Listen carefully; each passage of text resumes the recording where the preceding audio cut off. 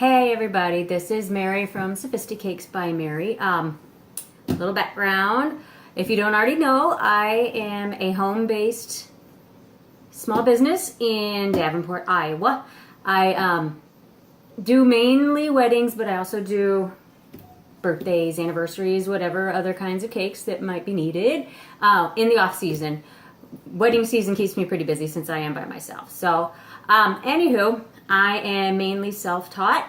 I did take some of the Wilton classes to teach me how to do buttercream flowers, the fundamentals, but everything else, the elaborate gum, my hair looks crazy, elaborate gum paste flowers, 3D figures, 3D cakes, all that other stuff, I kind of Googled, got ideas, and just played until I figured it out.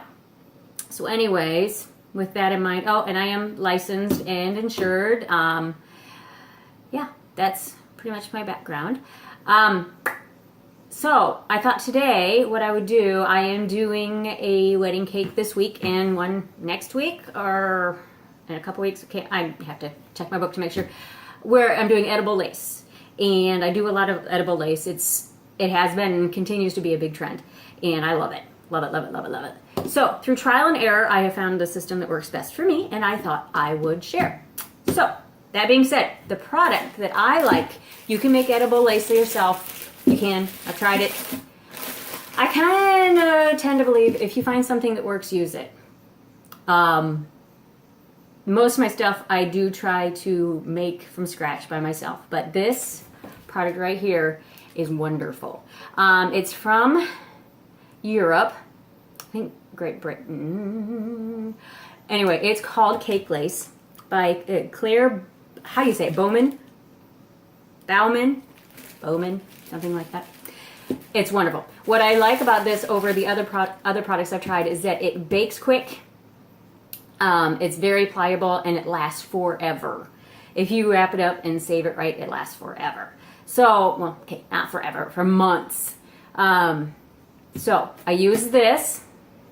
I already mixed it up. When you purchase this, it tells you in the instructions how to mix it with water and part A with part B, and it's very simple. Just takes a couple minutes. And when you get it done, you end up with something this consistency. This is what it looks like before it is put in the lace and baked. So that's what it looks like before you use it. And I have many, many lace mats that I like to use, but this is the one I'm using this week and I'm going to be using again shortly. So I figured I'd go ahead, and I have extra lace mixed up, so I thought I'd go ahead and make it. This is the mat that I'm using today. Isn't it pretty? It's huge. These aren't cheap to buy, but if you use them a lot, I wouldn't suggest necessarily going out and buying this stuff if you're just doing it for one cake, for a family member or something. There's a lot of investment that goes into these products and these mats and pretty much all the baking supplies. So I wouldn't do that unless you plan on using it a lot. Be a waste of money. In that case, hire somebody to do that for you. Anyway, so what I'm going to do, oh, these are part B's that go with this.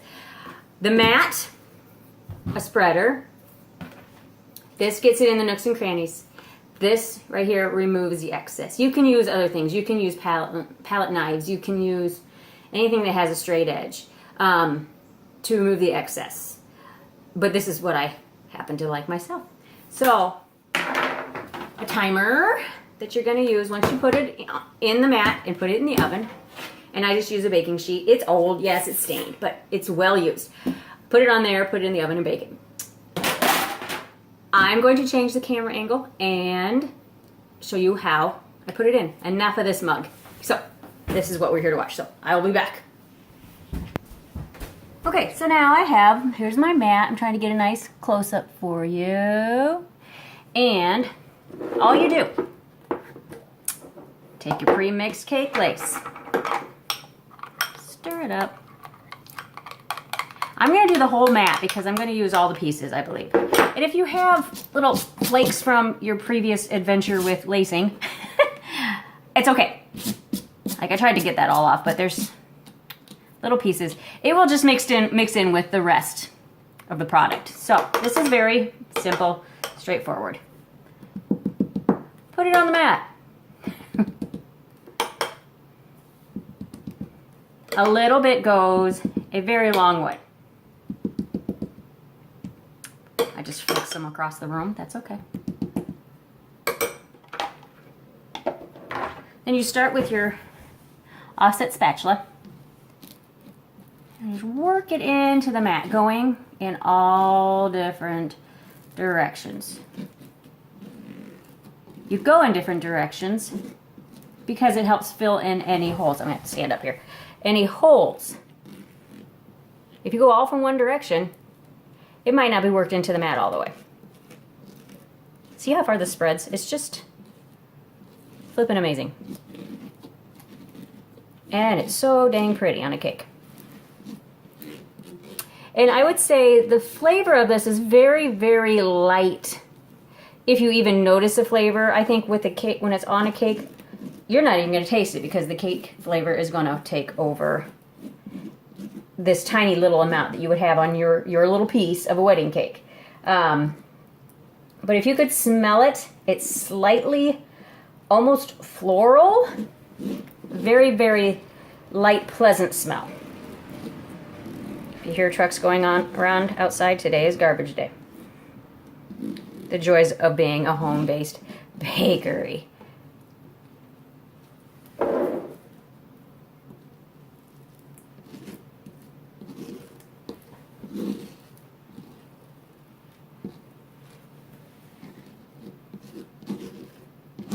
The instructions on this say that one recipe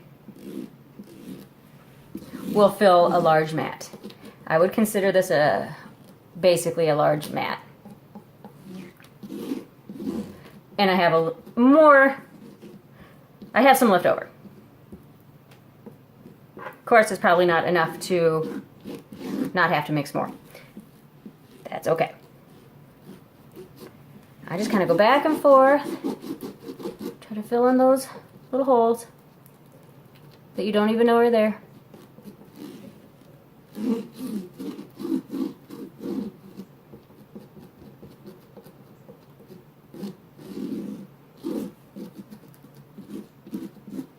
Now I did a cake a couple weeks ago that was entirely covered in edible lace to replicate the wedding dress. I had a picture of the wedding dress and I replicated it in cake form, which I absolutely love doing, but very time consuming, I have to say. Thankfully it was my only wedding that week, so I could concentrate on it solely. But the price with the edible lace, yes, the product is not cheap to buy, but also the time involved in making the lace. It probably took me 2 days to make all the lace that I needed for that cake. So, I don't work for free. I don't know anybody that does. Okay, so now I've got it all in there as much as I can. I'm going to take my scraper here and I'm going to just go across the top at an angle and remove the excess. I don't know if you can see that. The lighting in my kitchen, there it is awful for filming. There's basically no natural light in here. So I just have to make it work. See how it's getting rid of that extra?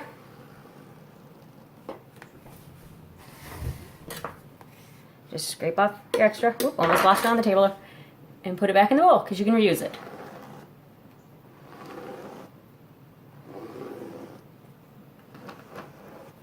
And you don't want to scrape this straight up and down. If you go straight up and down, you're going to take it out of the little nooks and crannies. You want to go at an angle. You're just getting rid of the extra.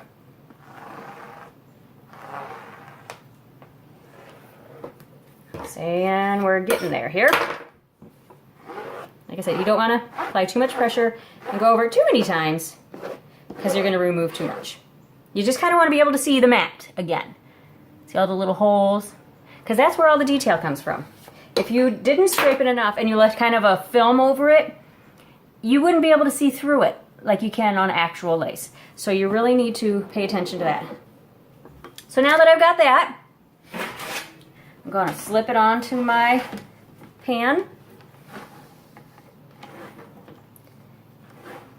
Then I'm going to put it in the oven and bake it for approximately 15-16 minutes on the very lowest setting, which my oven is 170 degrees. They suggest 70, but most ovens don't go that low. I have a regular household oven, so I don't have the commercial oven, which you could go lower on. So I'm gonna pop it in there, about 16 minutes. Then when it's done, I will come back and show you how to remove it from the mat. Okay, so here is the final product. It is baked to the point where you can't see the shine on it anymore. It's more of a matte finish now. That's one of the signs that it's getting close to done, is if it's still kind of shiny when you check on it, that means it's still soft, not fully baked through. So the other way to check is to pick up a corner, and if it starts peeling away on its own, then you know that it's done. So what I do to get it out is another trick. You want to pull, you don't want to pull the lace out of the mat, because then you can stretch it. What you want to do is pull the mat away from the lace. That's a big hint right there. So, and also, might be hard for me to kind of show how I do this. Well, we'll give it a go. They say that you're supposed to use, let me go get this thing here. In the instructions, some kind of a scraper with a straight edge to help you get it out. But you know what? I honestly find that I prefer to just use my hand. So I'll try with my hand, and if it's not working, I'll try to show you this too. And you want to have heavy duty, or any kind of heavy duty, preferably wax paper to store it in. This is 2 or 3 sections. So if I have like just one strip, I'll lay my wax paper out on the table. Usually they're longer than one, and I piggyback them like that. Then I will take the mat, put it on top of the paper. Here, maybe I'll just take one off and show you that. And then I pull the mat off of the lace on the paper. Then it's already ready to be packaged up and sealed. So what I tend to do is I kind of get it started with my fingers. And you want to pull the mat back on itself so that it is coming straight off of there. See how I kind of use my hand in the same manner that they tell you to use a straight edge. Let me see if I get my straight edge and make sure it's not wet, because then it'll just stick to it. What they say you're supposed to do is place that on the lace, hold it down, not too tight because you don't want to rip it. Oh, see, there it is working. Little sections at a time. And remember, pull the mat back, not up, because you don't want to stretch it. I like to use my hand. I just do. Little sections at a time. Make sure you can see this, because I can't really see the camera from this angle. I don't want to get out of frame and not know it. And just work your way down. I'm running out of table. Let's scooch it over a little bit here.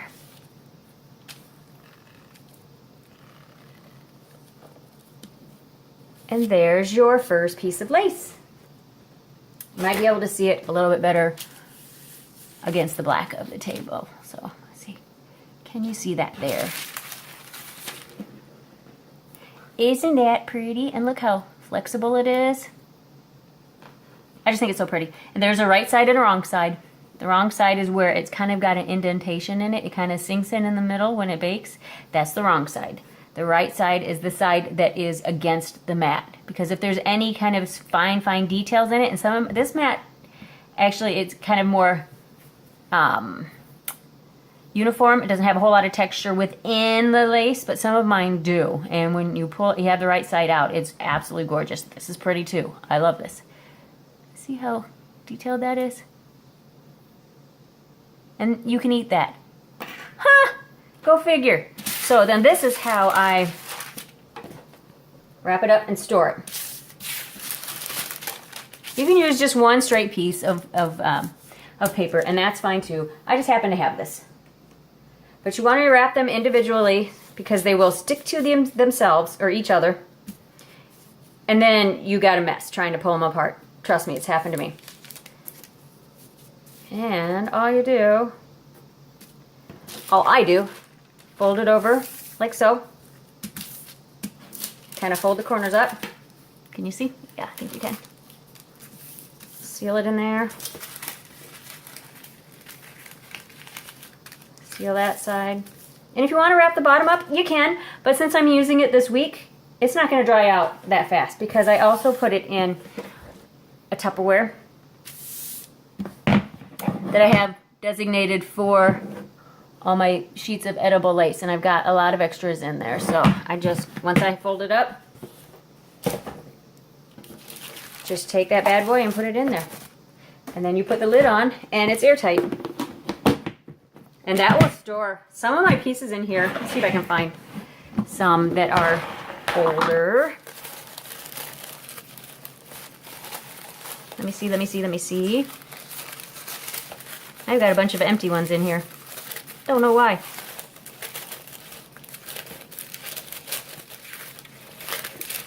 Apparently I have a hard time letting go of things. But that's just a scrap. Well, that'll give you the idea. This is just a leftover piece I had from, I'm guessing, at least 3 months ago. Might even be longer than that. But look, it's still pliable. That's just stinking amazing to me. Now look, if you look close, you can kind of see, I don't know if you're going to see if it's going to translate on the camera. But you can see this one is one of those really finely detailed ones. It has texture within the details to make it look just like real lace. So, like I said, it can be stored for a very, very long time. And I'll remove the last two, and then I think we got it. I at least wanted to show you the middle one because it's really pretty. Remember to place your lace on top of it. Try to center it. I mean, it's not going to stick to the paper. It's going to stick to itself more than anything. Remember to start it on a corner or side. Loosen it up.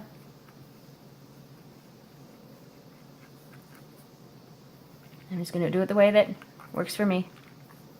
If you do this and you find that you'd prefer using a straight edge, fine. More power to you.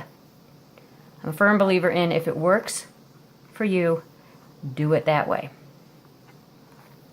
Not everybody does everything the same.